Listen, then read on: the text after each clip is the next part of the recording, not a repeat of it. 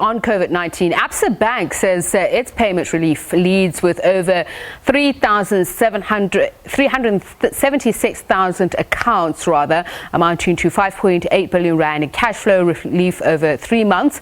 The package was launched on 30 March across retail and business banking South Africa.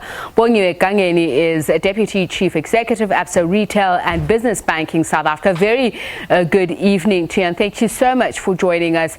So let's first start with of your total customers, how many of them actually qualified for payment relief? So good evening, Tepiso. So all of our customers who are in good standing as of the 29th of Feb do qualify for our payment relief program. It cuts across most of our credit products, including home loans, AVAC, credit cards, as well as some of our business banking products, like mortgage-backed business lending, as well as commercial asset finance. So there's a significant percentage of our customers who did qualify, and obviously we've had up to just over 370,000 that have come forth and opted in for the relief program. You say it's quite a significant. Are you able to give us the percentage in terms of numbers? In terms of the numbers that qualified, or the kind of numbers that percentage of those who qualified and who have taken up the product?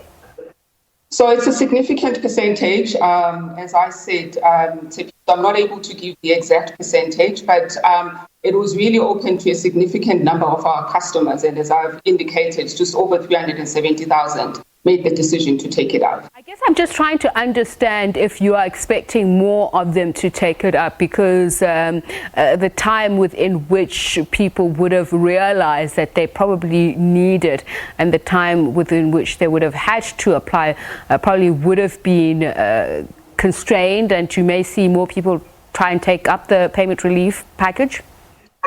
The payment relief program is still open to our customers. We obviously launched it at the end of March, as you indicated earlier. We haven't closed the doors, so any customer who still wants to access payment relief is still able to do that. Obviously, there was an initial surge immediately after we launched the program. The numbers have been coming down lately, but we do expect that some of our customers may come forth during May or even later than that. So the program remains open to all of our customers. I can see in your statement that you say that it's an overwhelming success. Can you truly claim that it was overwhelmingly successful, that there were no glitches? I think we can. Obviously, when we initially launched it, we got quite a significant number of our customers coming forward, and given the capacity constraints that we had, obviously functioning under very strict requirements, under COVID, we initially had some operational glitches, but I think we dealt with most of those and have been able to help quite a significant number of our customers. I asked this question because it is true, in fact, isn't it, that some of your customers were debited despite applying for and being approved for payment relief? Yes, we've had some customers who unfortunately had their debit orders go through. So if that has happened, our customers must please get in touch with us. We are reversing those debit orders for any customer who's had, who's qualified for payment relief and where the payment relief has been up. So what was the reason for that? I mean, a lot of them would imagine that they applied for it because they needed it and would have caused some inconvenience, if not a great deal of inconvenience. No, we do acknowledge that it would have caused some inconvenience, and for that we are regretful and we apologize to our customers. I think it has to be understood that the program was launched at the end of March. And obviously, we saw quite an increase in the numbers of customers coming forth. We've worked very hard to close out all of the outstanding issues that existed. And in some instances, unfortunately, we weren't able to close out, the completion of the process on time. And unfortunately, some customers did have debit orders go through. But I think we want to recommit to our customers that we will reverse those debit orders. And if there are any charges against those debit orders, those charges would also be reversed. Now, I want to talk about your credit life products. You're saying that you reviewed, especially the one with the retrenchment benefits, to provide more comprehensive cover, loss of income now being covered under a broader range of circumstances. What are those circumstances? Because according to your credit life cover, it says for retrenchments only, even though it talks about COVID-19. So you'd find that there are people who have not been retrenched but are earning less than an eighth of their salary.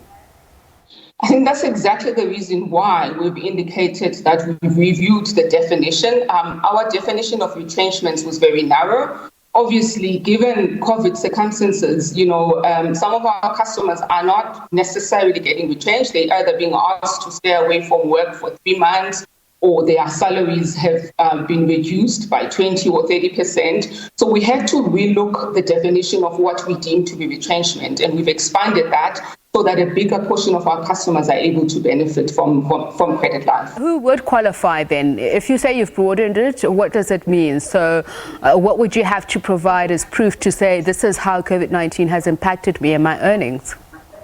So customers must approach us, as I've indicated, if they've had an impact, either, they've been laid off work for 3 months or for a number of months, or the number of hours that they work. I think it's important that customers approach us because, the specifics around each customer's circumstances may be different. So I just encourage customers to approach us, give us a sense of their circumstances. We'll evaluate those circumstances and make the appropriate decisions. Okay. And then you say you've also placed greater emphasis on understanding the rapidly evolving circumstances or the needs of customers at this unique juncture. What have you found to be the needs, and how are you going to repackage some of the offerings to ensure that there's also sustainability?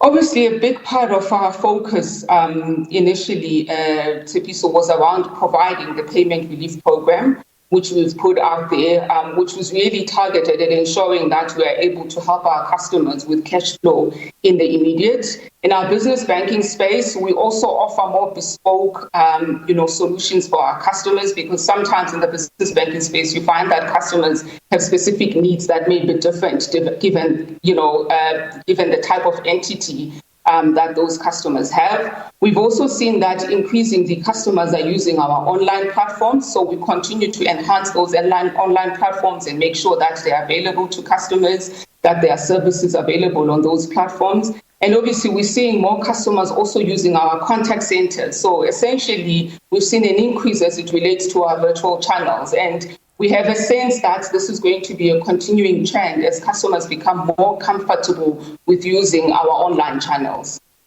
Thank you so much for speaking to us. Bongiwe Gangeni is Deputy Chief Executive, Absa Retail and Business Banking South Africa.